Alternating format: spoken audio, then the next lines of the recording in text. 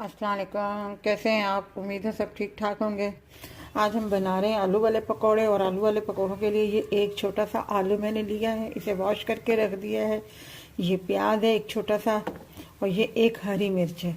हम तीनों को इसमें बारीक बारीक काट लेंगे। इसको इस तरीके से पतला पतला बारीक बारीक काट रहे हैं ताकि जल्दी से ये तैयार हो जाए आलू के पकौड़े।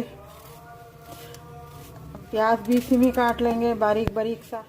ये हमने तीनों चीज़ें हमने इसमें काट ली। अब हम इसमें हरा धनिया डालेंगे। हरा धनिया हमने काट लिया। अब हम बेसन के चम्मच जो हैं इसमें 3 शामिल कर रहे हैं चम्मच। अब हम इसमें पानी डाल के इसे मिक्स करेंगे, इसका बैटर तैयार करेंगे।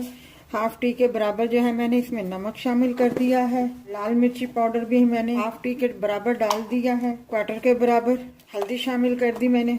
थोड़ा थोड़ा पानी करके जो है इसको मिक्स करूंगी मैं, एकदम से ज़्यादा नहीं डालूंगी क्योंकि ज़्यादा पतला ना हो जाए। ये तैयार हो गया हमारा। इसको पतला नहीं करना। ये देखें सब चीज़ें एक साथ मिक्स हो रही हैं। ये देखें हमें इतना ही चाहिए। और पानी मैंने बिल्कुल आधा कप भी बहुत ज़्यादा होता है, आधे कप से भी बिल्कुल कम जो है, यानी कि यूँ समझे क्वार्टर के बराबर भी, क्वार्टर से भी कम पानी जो है इसमें शामिल होगा। नमक इस वक्त आप चख सकते हैं कि नमक आपके हिसाब से पूरा है या नहीं पूरा। मैं तो चख के देख लूँगी क्योंकि मुझे अंदाज़ा है कि नमक जो है इसमें बिल्कुल बराबर है। अब इसको मैं 10-15 मिनट के लिए जो है थोड़ा सा रख दूँगी, उसके बाद मैं इसको बनाऊँगी। ये कढ़ाई हमने ऊपर रख दी है। पकोड़े हम इसमें डाल रहे हैं। अगर आपने चम्मच की मदद से डालने हैं तो आप चम्मच की मदद से इस तरीके से भी डाल सकते हैं। मैं हाथ से पकोड़े डालूँगी। आग हमने दरमियानी रखी हुई है। पकोड़े हमारे तैयार हो रहे हैं।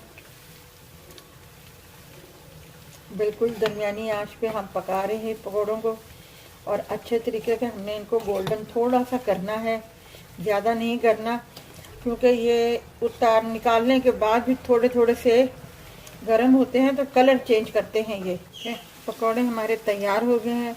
अब हम इसे निकालते हैं, और जब तक हम इन्हें निकाल न ले आग आप इसकी स्लो कर दें। पकोड़े जो हैं आलू वाले तैयार हैं, बहुत जल्दी बनने वाले हैं और बहुत क्रिस्पी बने हैं। साथ चाट मसाला जो है मैंने इसके ऊपर छिड़क दिया है। अंदर से भी बिल्कुल जो देखें पके हुए हैं।